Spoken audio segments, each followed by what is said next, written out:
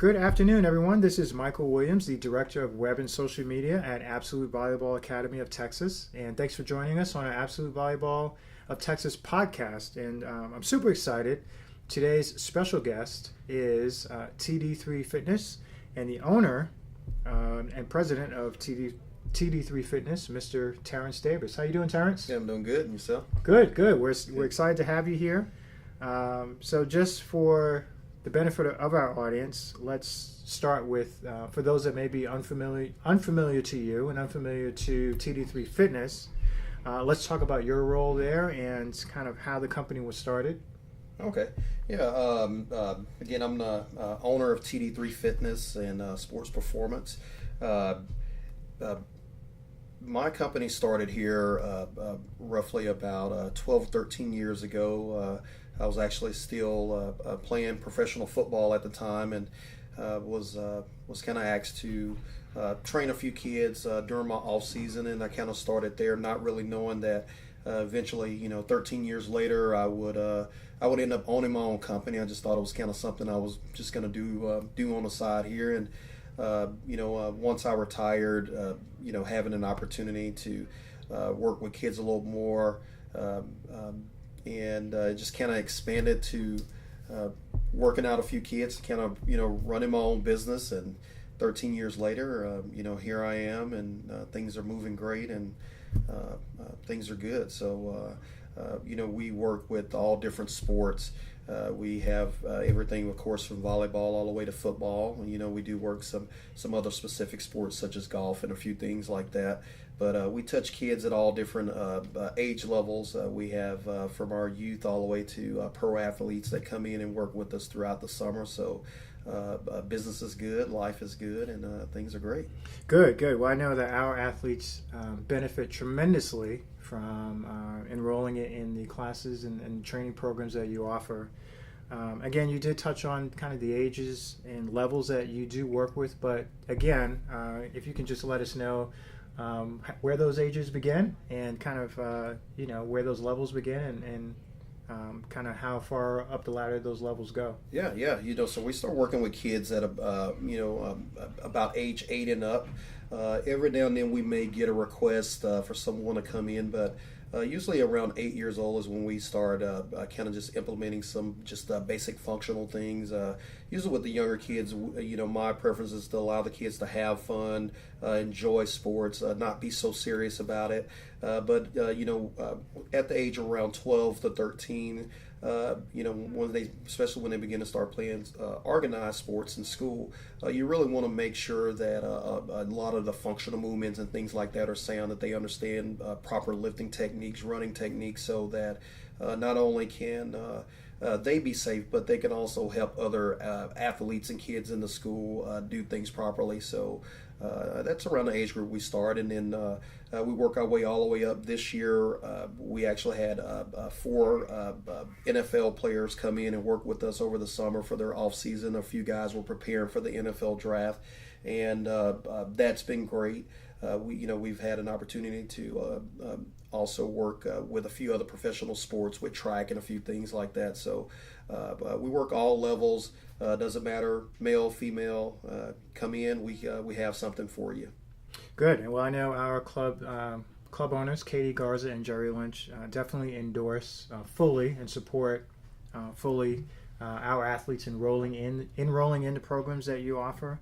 And I understand we do have information about TD3 Fitness on our website, but for those that are unaware, if you can go into a little bit about your background of playing sports, which I understand you were an elite athlete in high school as well as college, and then you can talk about it, hopefully share with us, how that's how you move through the ranks, so to speak. Yeah, absolutely. I was a 4-sport letterman in high school.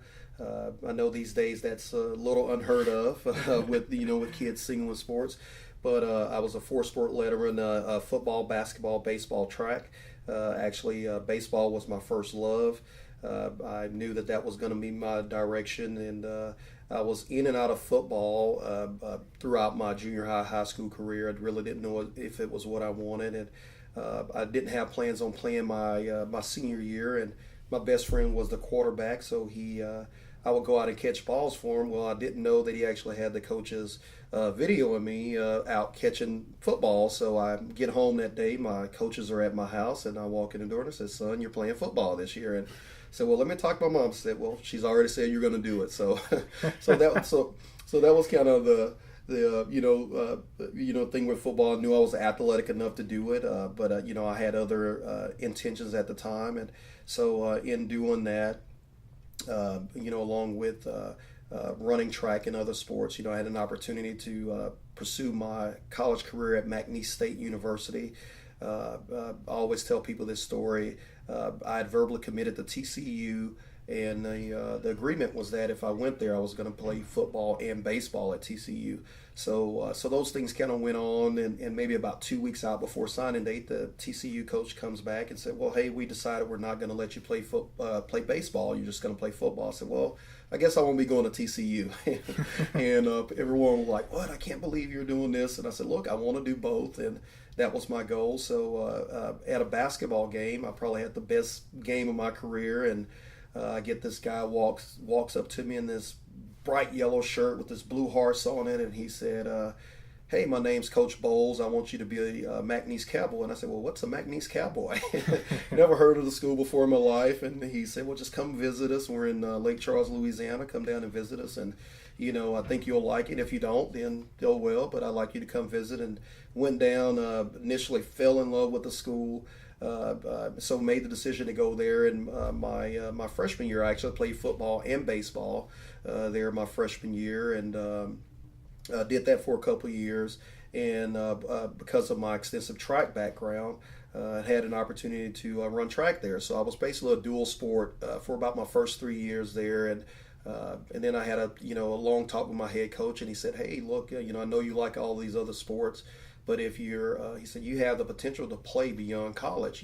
Give us 2 years of solid football, off-season training, just committing yourself to football." And I made the decision to do that. One of the things that I noticed, because I was doing a lot of multiple sports, is I was never able to be healthy to finish the full year off. So dedicated myself to the weight room, became an all-conference my junior year. And then my senior year going into football, when I really, realized the potential I had, I was able to just put up some record numbers there at McNeese that I still hold a lot of those records today. Actually, at one point, I was leading the nation in scoring, with a few other, accolades to go on to it. And then that gave me an opportunity to pursue football beyond that. I was a free agent with the Tampa Bay Bucks. As a rookie, I was there for about 3 or 4 weeks, and I was in a trade to Kansas City Chiefs. So I actually played my rookie season there, and had an opportunity to play in the NFL for about 3.5 years, along playing with the Miami Dolphins. And then I played about 5 years of arena football, which was great. And so 8-year career, wouldn't change it for anything in the world. And it was just a great opportunity to experience and travel, and just be able to do something that I enjoyed doing as a kid.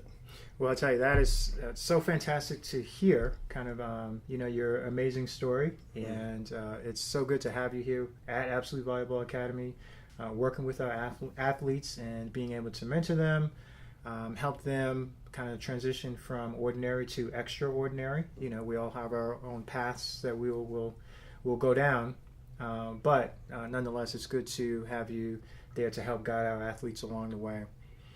So looking back, what's the best advice that someone ever gave you? I can think about in college, coming from a small town, being successful in sports. I was very confident, probably cocky, and very confident, and I didn't have a problem letting people know it. And had a receiver coach, Keith Artigo, who played for the '85 Bears that won the Super Bowl that year. And he came in and he started working with us. And I can remember the first thing he did was he made us take off our gloves. And I said, well, why are we taking off our gloves? This is what we use to catch wood. He said, well, I played in minus 20-degree weather and I didn't wear gloves and we won a Super Bowl and no one's wearing it. And so I can remember him constantly always on me. And he nitpicked on every little thing I did. And I took it as if he didn't like me. So I didn't want to be there. I wanted to leave. I thought that it wasn't the place for me.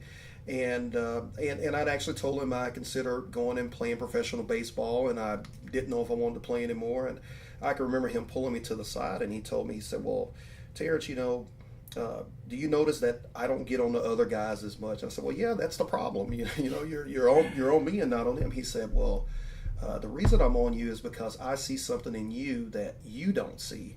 And he said, think about this. He said, when I don't get on you, that probably means that I probably may not care as much, or I don't think you have the potential. He said, but because I'm on you, I see the potential. He said, the first time that when I stop getting on you, that's when you should be worried. And he said, the reason I'm on you is because the ability and that you have, we don't have that here, and we don't see that come around. So I kind of took that, at that opportunity to learn. And I always tell kids, don't be worried when a coach gets on you. Be worried when they don't get on you, because when they don't get on you, that means that they've given up and they've moved on. So that's been something that's always stuck with me, and that I try to instill in a lot of the athletes that I work with.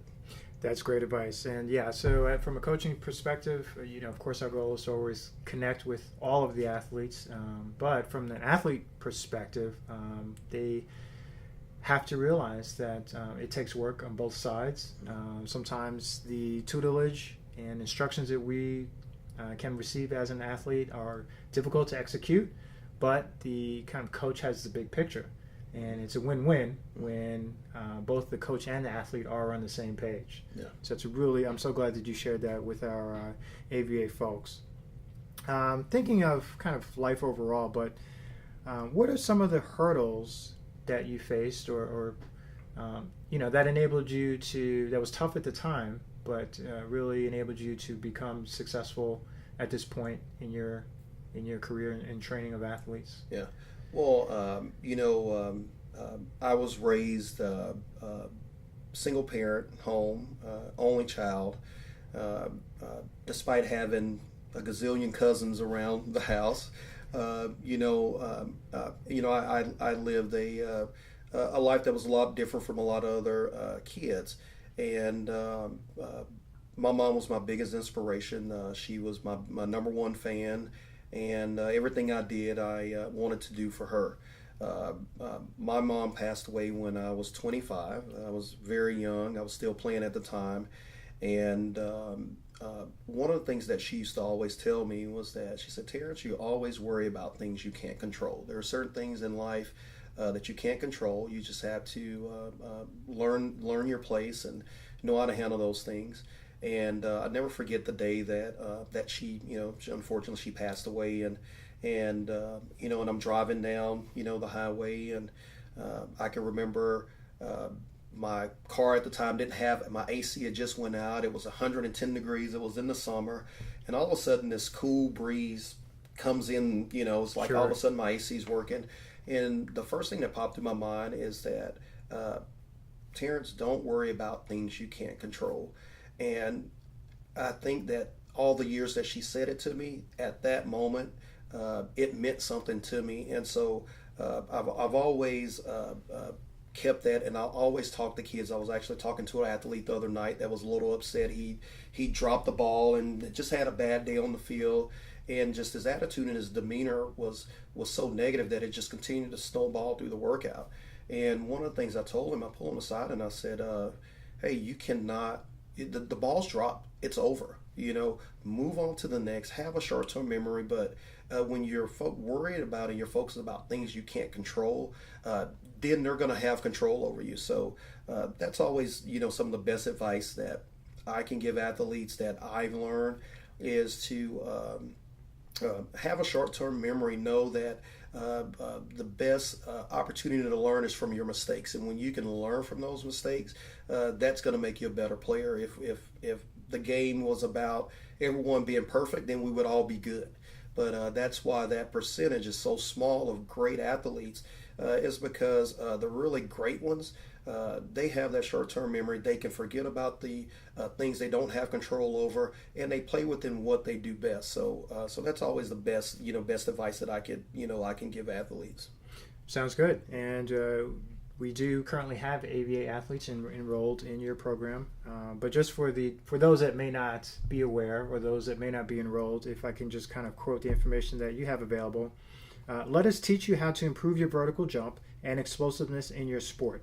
We implement the most effective training and explosive techniques, resulting in a more consistent, effective, and dominant athlete. Just in simple terms, can you kind of translate that to what someone looking to join the program can expect that is an AVA athlete? Yeah. The main thing is, my philosophy is the more balanced body is a more effective body. The more balanced you are, the more joint integrity, strength, power, all of those different things will come. But a lot of times we can improve athletes just on technique and fundamentals alone. I always tell people we'll never ask a kid to squat a lot of weight if they can't do a proper squat or if they can't do a proper lunge. And you see that a lot with with a lot of the athletes. But I think that having the opportunity to not only be a professional athlete, but also learn the science side of it with my opportunity to work, be a fitness director at NASA for 6 years, after retiring, being able to combine the science part of it along with the athletic knowledge has just, being able to combine those two and implement that so that kids can understand it. I think that that's basically what that philosophy entails. Mm-hmm. Good, yeah. And if you had the undivided attention of basically, all of our parents and players, what would you tell them about the importance of training to become the best player possible? I can relate to this question because during the beginning of my college career, I dealt with a lot of injuries, ACL, hamstring pulls, tears. I could never, ever stay healthy. And a lot of it was because I wasn't dedicated to the things off the field, such as the extra running, the flexibility, taking care of my body, eating correctly, hitting the weight room. And, the biggest thing that I can tell a parent is that if you really want your kid to be exceptional and stand out and be part of that small percentage, you have to be able to do those little things, those extra things to stand out. You have to be dedicated to taking care of your body, to eating correctly, to making those tough decisions when friends want to go to the movies and you need that time to recover because you have a game the next day. Just being diligent about what you're doing, but also being able to put in that extra time, doing the extra work. It may not pay off initially, but at the end of the season when things are tough and your body's sore and you're aching, those are the athletes that you see that get stronger as the season goes. So, that's the best advice I can give them. That's great. Yeah, and I would also add it's all about forming good habits at a young age, not just when we're at 17s, 18s, elite level athletes, but also the beginners, 8s, the 9s, the 10s, the 12s. Just really focusing on, like you said, training the whole athlete, looking at nutrition, rest, injury prevention, proper training, and establishing a consistent regimen also. Can you share a little bit about the upcoming programs for the fall, and what are they based on, and who would most benefit from it? Yeah, absolutely. During the fall, with all of our athletes, volleyball players being in season, we do offer a in-season training program. It's a little taper back than what we do in the off-season, where we're really trying to build, and it's about power and maximizing the opportunity to be explosive. In season, it's more about being able to maintain what you work during the season with the multitude of jumps that the volleyball players do on a day-to-day basis. And with volleyball being a repetitive sport, it's left, right, left, it's swing, swing, swing. You have to be able to continue to have that balance through your body. But one of the great things that we do during our in season is we offer what we call functional movement training, which we're kind of going through. We're simulating a lot of those movements, but we're adding the flexibility, the range of motion, those different things. So that's a big part in what we usually see with a lot of volleyball players or athletes when they're in season. They begin to kind of neglect a lot of those smaller things that will get them stronger. So we offer that. We also offer Flexibility Wednesdays, where if you walk into the gym, all we're doing, it's stretching, it's active movement, it's the opportunity to recover. So those are two of the really big things that we offer. And then also here at AVA, during the season, we'll also offer opportunities for athletes to come out to just clean up their approach, clean up their footwork, a lot of their lateral movement. If people know me, they know that I'm a stickler about technique, and so I really think it's great as you go into the season and you begin to get fatigue, being able to come to our program so that we can get in and clean up some of those fundamentals. A lot of times it's just getting back to the basics, and those are some of the programs that we offer during the fall season. Every athlete can benefit from it. Usually the ones that continue to go, you can see a difference in the season. So great programs. We're geared to handle the athlete all year round. So we don't want the athletes to feel like if they come in during in season, we're going to pound them and we're going to run them in the ground. It's not what we do. It's more just about being able to maintain and being able to continue to build, not also physically but mentally, being able to give them that mental motivation and the things that they need to continue to play as the season goes on and they get tired. So it's not always about the physical, but we also offer the mental training as well in season. Yeah, and correct me if I'm wrong, but I believe that these programs, which are highly successful, have been established with a lot of input from both AVA co-club directors, Katie Garza and Jerry Lynch, along with them following up on the progress of athletes throughout the year that are enrolled in TD3 Fitness programs, correct? Yes, absolutely. I think one of the biggest things that I saw this year is three of the teams this summer with AVA that qualified for nationals. They posted a picture of all three, and out of roughly about 38 girls, about 30 of those girls were part of the jump training program. So we know that the product works. And having the great support from Katie and Jerry with the program, I'm very fortunate and lucky to be able to be part of AVA. It's a great tradition here, great program. I encourage anyone who wants to continue to improve their game. The coaches here are phenomenal.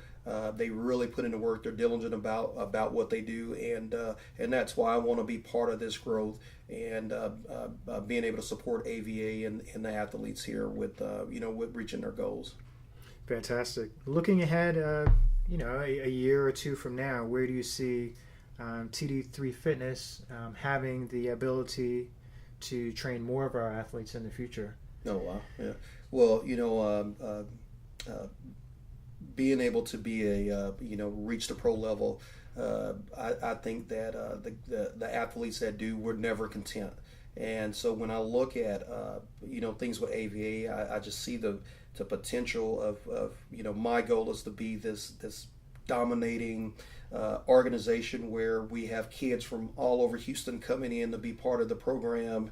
And but I'd really within the years coming in, it would be great to be able to have an opportunity to work with every athlete, even from our top Rocks teams to our local teams to even our aviators, our younger athletes coming in. And being able to build that foundation to where as these athletes grow, a lot of those that foundation and the strength, the power, the rhythm, the timing, all those things are there, which will allow AVA to continue to just coach and to grow these young athletes. And my goal, within the next year or so is to have this program here full tilt, being able to work with athletes, but not only athletes, but also the coaches as well, and being able to share with them a lot of the things and the philosophy that I have that has helped over, several hundred, probably over 100 girls here that represent AVA. So, the future's bright here with me in AVA, and I'm excited to be here. I can't thank AVA and the organization yourself. Michael, you've been a big help to me, which really guided me, and you didn't really know a lot about me, but I appreciate the opportunities that you share with me, and so this is a family, and I just really want to be part of that. So I'm really excited about the future with TD3 Fitness and AVA, and I can't wait. I'm ready to get on the court now. Come on out. Well, great. Yeah, it's all about the athletes for us. We pride ourselves on putting our athletes first, and really encouraging them to be the best athlete they can possibly be, actually the best person they can possibly be, not just on the court. The academic side of it is huge with us too, because reality is that we want all our athletes to perform or to have the opportunity to play at the next level, but they're still going to need academics to be successful in life. So again, at AVA, we're so happy to have you training our athletes day in, day out. I don't know how you find time. You're a busy guy, but just in case someone does, they would like more information about you, we do have a page on our website under programs where TD3 Fitness is located. But if you can also let them know your website address. Yeah, absolutely. It's td3fitness.weebly.com. You can find all the information on there. We're also on all the social media, so kids, follow me, Instagram, Snapchat, Twitter. We're always posting great information, great motivational quotes. So follow me, parents. I know the kids are not on Facebook, but you're on Facebook. We have a TD3 Fitness page there where we're always sharing information and different health tips. And like Michael said, we're talking education. We're doing everything we can to help your kids out. So follow me. We got some great stuff on there, and look forward to accepting you on our pages. Well, thank you for your time again.